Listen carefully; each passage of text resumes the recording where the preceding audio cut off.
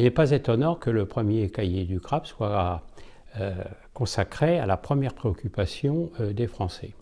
Depuis la fin des 30 Glorieuses et le premier choc pétrolier, c'est-à-dire dans les années 74, première année d'ailleurs d'un budget qui sera en déficit et qui le restera jusqu'à aujourd'hui, les Français ont découvert le chômage d'abord par un aspect ou une croyance plus exactement d'un phénomène passager et au fil des ans en considérant ce phénomène comme un véritable fléau puisqu'il touche à la fois toutes les strates de la population, toutes les classes d'âge, diplômés ou pas, et qu'aujourd'hui, on arrive à une situation de plus de 6 millions de demandeurs d'emploi en France. Ce malheur suffirait à lui-même, malheureusement, on voit l'apparition de nouveaux pauvres, et même le diplôme, après 25 ans de classe d'âge, 80% du baccalauréat, eh bien, le diplôme n'est plus garant d'un emploi. Alors, qu'a-t-on fait depuis les années 74? Tout simplement, on a augmenté les moyens pour ce que l'on considère la lutte contre le chômage. Aujourd'hui, la politique de lutte contre le chômage, tout compris, y compris avec le traitement social, c'est 100 milliards. 100 milliards d'euros, 100 milliards pour quel résultat? Car telle est aujourd'hui la question. Et la question nous renvoie à ce que disait Denis Oliven dans les années 90, y aurait-il une préférence pour le chômage en France? Cette même question est confortée par la fameuse expression de Philippe Séguin qui considérait que les moyens mis pour lutter contre ce fléau était similaire à ce qu'on avait vécu dans l'année 39-40, c'est-à-dire le Munich social, c'est-à-dire abdiquer devant la maladie, puisque je parle en termes de fléau. On constate quoi depuis 1974? Que toujours la même politique est employée. Elle se concrétise par le fait qu'on a abandonné la sphère de l'économie pour passer dans la sphère de l'administratif. Ce qui explique la multiplication des contrats aidés, ce qui explique l'allègement des charges, ce qui explique une très bonne indemnisation pour les demandeurs d'emploi et ce qui explique une formation professionnelle qui finalement va à l'encontre de ce qu'elle devrait être, c'est-à-dire qu'on en fait plus pour ceux qui en ont le moins besoin. Alors, la question se pose aujourd'hui. Le chômage est traité d'une manière administrative avec un monstre qu'on appelle le service public de l'emploi.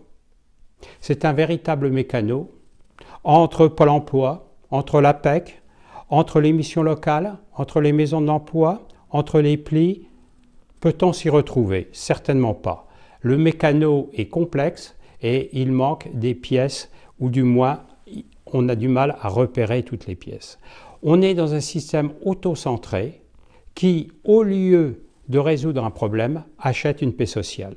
Et donc des réformes de structure drastiques, des réformes de structure qui peuvent faire mal à notre tissu social sont devenues une véritable nécessité. Je pense que ce sont des propositions qui sont ou qui devront être une véritable rupture. En termes synthétiques, 3 grandes réformes. Première réforme, celle de l'indemnisation chômage.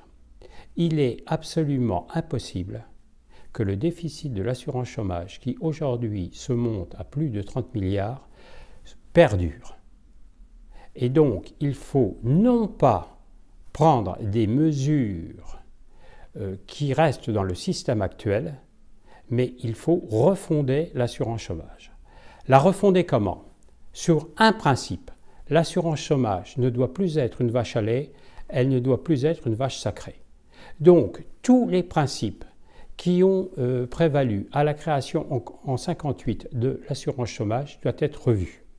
Premièrement, que l'assurance chômage ne finance uniquement que les demandeurs d'emploi. Il doit être totalement exclu aujourd'hui que l'assurance chômage puisse financer des politiques publiques telles que la politique culturelle. avec le régime des intermittents du spectacle. Ce qui fait que l'assurance chômage ne doit avoir qu'un seul régime et non pas une multitude de régimes spéciaux qui, pour des populations très ciblées, font que, à partir d'un régime général excédentaire, le régime global devient déficitaire. Deuxième grand principe, c'est, je crois, le principe de solidarité. Le 1% que les fonctionnaires payent au titre de la solidarité sur l'emploi doit non pas être capté par l'État, mais par l'assurance chômage. La deuxième grande réforme, c'est la réforme de l'accompagnement des demandeurs d'emploi. Alors, me direz-vous, cette réforme a eu lieu en 2009 lors de la création de Pôle emploi. Oui, elle a eu lieu, mais elle a été mal faite, ou du moins, elle a été faite dans les perspectives, ou du moins dans la continuité de ce que faisait l'ANPE. Ce que nous proposons aujourd'hui, et ce qui a été refusé par la récente loi NOTRe dans le cadre des lois de décentralisation, c'est de partir du constat que les régions ayant la responsabilité de la définition stratégique économique pour le tissu des PME-PMI, que la région étant devenue prescriptrice de formation professionnelle, il lui soit confié l'accompagnement des demandeurs d'emploi par le biais d'un partenariat entre la région et Pôle emploi. Enfin, troisième réforme, et certainement une des plus importantes, je la qualifierai de mère de toutes les réformes, c'est celle de la formation professionnelle.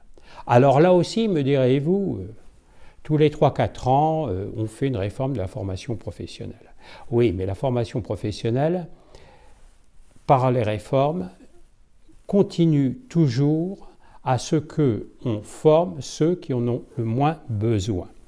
Je considère que les sommes consacrées à la formation professionnelle, c'est-à-dire à peu près 34 milliards, à peu près le budget du ministère de la Défense pour un pays qui est en guerre, est, contrairement à ce que tout le monde pense, loin d'être suffisant.